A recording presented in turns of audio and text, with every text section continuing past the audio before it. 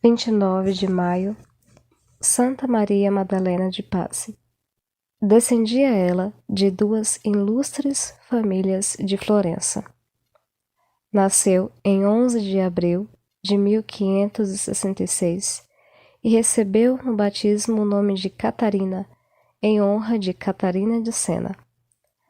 Antes do nascimento não causou dor alguma à sua mãe. Após o nascimento, nenhuma dificuldade acarretou às pessoas que dela cuidavam, sentindo alegria em obedecer-lhes. Afável para com todos, evitava, todavia, os brinquedos infantis. Seu prazer era ouvir os discursos de piedade. Ao encontrar-se com um eclesiástico, interrogava-o com respeito à salvação da alma, principalmente sobre o mistério da Santa Trindade, de que nutria uma devoção singular. Encontrando certa vez o símbolo atanasiano, não somente o leu com afoiteza, mas o levou, alegre, à mãe, como coisa do mais alto valor. Desde a idade de 7 anos partilhava com os prisioneiros e os pobres o que lhe davam para o almoço e merenda na escola. Sua recreação mais feliz era ensinar às outras crianças a oração dominical, a saudação angélica, o símbolo dos apóstolos e outras pequenas orações. Dedicava-se a esse exercício, sobretudo no campo, onde instruía com maravilhosa caridade os pobres pequenos camponeses. Um dia, sendo mister ir à cidade, pôs-se a chorar desconsoladamente por não ter podido terminar a instrução de uma menina. Para consolá-la, o pai levou uma e outra para Florença. Catarina de Pazzi, mais conhecida pelo nome de Carmelita Maria Madalena, foi introduzida na oração mental desde a idade dos 7 ou 8 anos pelo Espírito Santo, e antes que aprendesse algo de algum homem ou livro. Punha-se de joelhos, recitava devotamente o Veni Sancti Spiritus, depois o Confiteor, imbuindo-se de santos pensamentos e santas afeições. Quando se cria só, retirava-se a um canto da casa paterna para dedicar-se a esse exercício com mais ampla liberdade. Um dia, após haverem-na procurado longo tempo, encontraram-na atrás de uma cama, tão mergulhada na oração que nada mais escutava. Seu amor por Deus era tão sensível que, quando ouvia uma palavra que lhe ofendesse a infinita majestade, sentia grande dor. Em determinada noite, chorou até ao amanhecer, pedindo perdão pelas faltas alheias. Instruída pelo seu confessor com a idade de 9 anos, sobre a maneira de fazer a oração, aplicava-se, segundo o conselho, todos os dias por meia hora, mas, muitas vezes, passava horas inteiras. Desde a mais tenra idade alimentava um ardente desejo pela Santa Comunhão. Como ainda não lhe prometiam dela participar, sua mais doce consolação era ver comungarem os outros. Passava por vezes 3 a 4 horas a contemplar o religioso espetáculo. Quando sua mãe voltava da mesa sagrada, o que sucedia frequentemente, a filha não a abandonava durante todo o dia. Permanecia ao pé dela o mais possível, sentava-se-lhe sobre as vestes. Admirada, a mãe indagou da razão. "É porque", respondeu a piedosa criança, "rescendeis a Jesus Cristo." Sentia o odor do divino sacramento que a mãe havia recebido de manhã. O confessor permitiu-lhe comungar com a idade de 10 anos e ela o fez. Pela primeira vez, no dia da Anunciação em 1573, com fervor indizível. Tinha o costume de dizer desde então que jamais na vida experimentara nada tão delicioso. O confessor, vendo-lhe a devoção sempre crescente, permitiu-lhe comungar todas as semanas. Catarina ficava a contar os dias e as horas. A felicidade da comunhão inundava-lhe os olhos de lágrimas na Quinta-feira Santa, considerando o amor imenso de Jesus por ela e como poderia corresponder-lhe, fez-lhe para sempre o voto da virgindade perpétua. Desde então, Não aspirava senão a tornar-se semelhante ao divino esposo, dormindo o menos possível e dedicando-se a rudes disciplinas. Certa vez colocou uma coroa de espinhos ao redor da cabeça e passou a noite em dores atrozes, mas rejubilando-se em poder imitar a Jesus Cristo. Não tomava senão os alimentos necessários à subsistência e procurava, sem cessar, novos meios para agradar ao esposo. A visão de todas as criaturas, o céu, a terra, os campos, elevavam-lhe a alma ao Criador e a abrasavam de seu amor.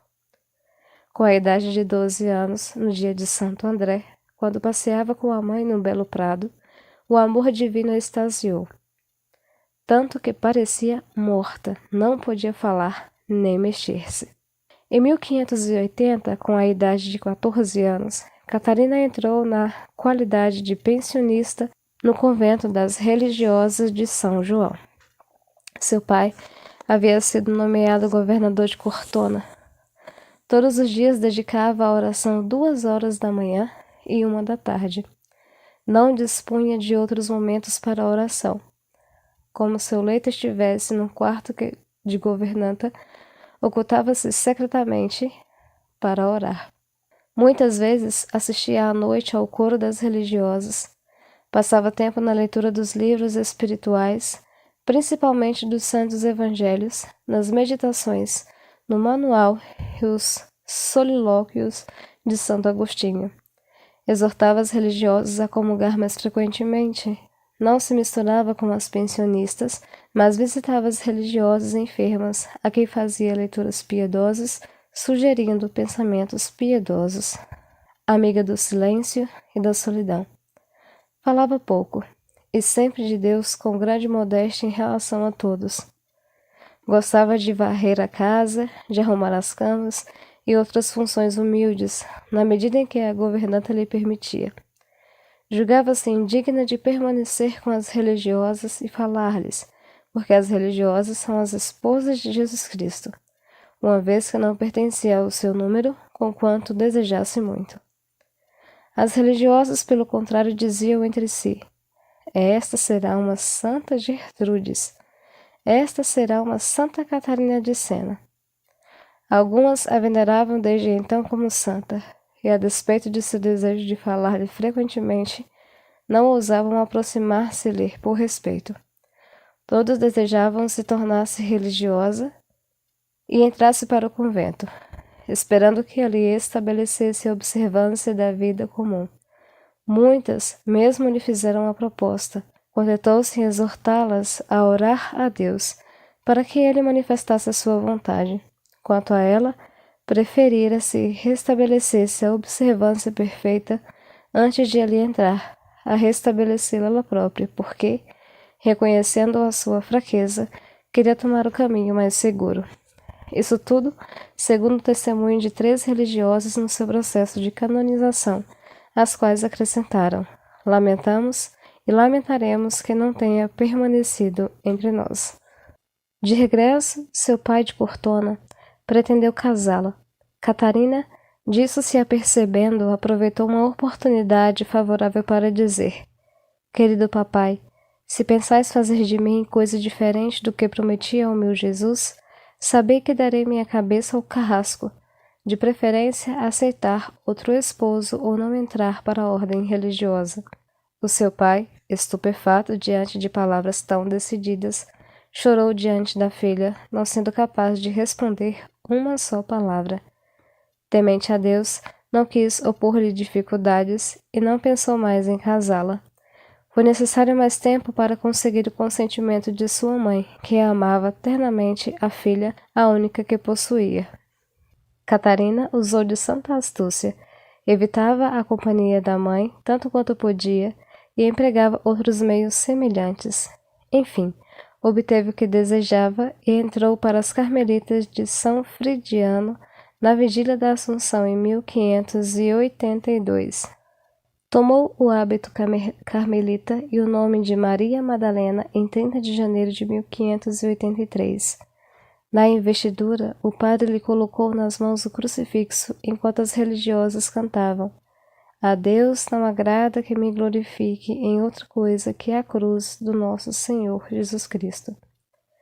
A nova esposa do Salvador, ao sentir cumpridos os desejos em sua plenitude, mergulhou em intensa alegria e prometeu-lhe não desejar jamais senão a ele, e a ele crucificado. Maria Madalena de Paz foi modelo das noviças. Seu empenho principal era a observância perfeita da vida comum, que preferia as devoções particulares. Primava pela prontidão de obediência, não somente com a mestra das noviças, senão com todos. Exortava as companheiras a bem observar a letra e o espírito de regra. A mestra das noviças dizia: Sor Maria Madalena merece ser antes mestra do que minha discípula, e eu me submeteria de bom grado à sua direção. As companheiras nela depositavam grande confiança, a ponto de, antes de se retirar à noite, pedirem conselho salutar, que muitas delas levaram por escrito para as celas. Maria Madalena experimentou êxtases de amor divino, como antigamente no prado com a mãe. O pensamento fazia fundir em lágrimas. Deus é amor e ele não é amado. Sofreu durante 3 meses uma enfermidade extraordinária e fez profissão no leito, após o que teve um êxtase durante 2 horas. Coisa mais maravilhosa ainda, 40 dias depois, ainda sentia os mesmos transportes depois da comunhão. A santa revelou ainda num desses êxtases que deveria suportar uma nova provação de 5 anos, em que seria lançada na jaula dos leões, exposta à fúria dos demônios, o que seria a única maneira de socorrer o próximo, procurar a conversão dos pecadores e dos heréticos. A terrível provação começou no dia da Santíssima Trindade, 16 de junho de 1585, após um êxtase continuado de 8 horas. Ela perdeu o sentimento e o gosto da graça interior. Viu aparecer uma multidão de demônios sob as mais horríveis formas que lhe mostravam os crimes sem conta dos homens e a atormentavam mesmo exteriormente, como outrora Santo Antônio. 4 a 5 horas a fio, por vezes, experimentou todas as tentações do inferno, tentações contra a fé, tentações de orgulho, tentações impuras, tentações de desespero, tentações de gula e outras.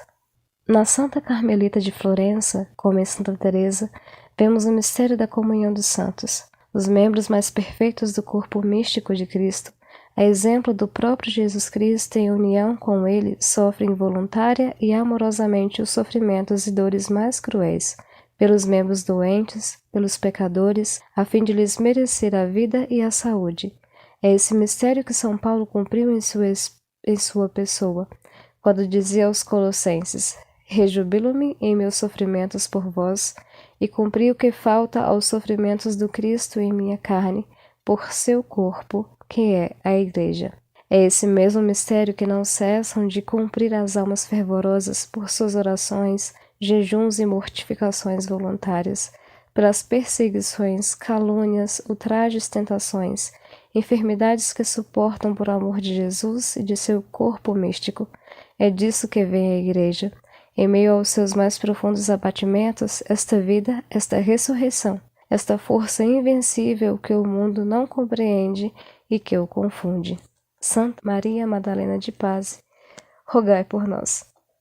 Também hoje comemora-se São Maximino, Santa Bona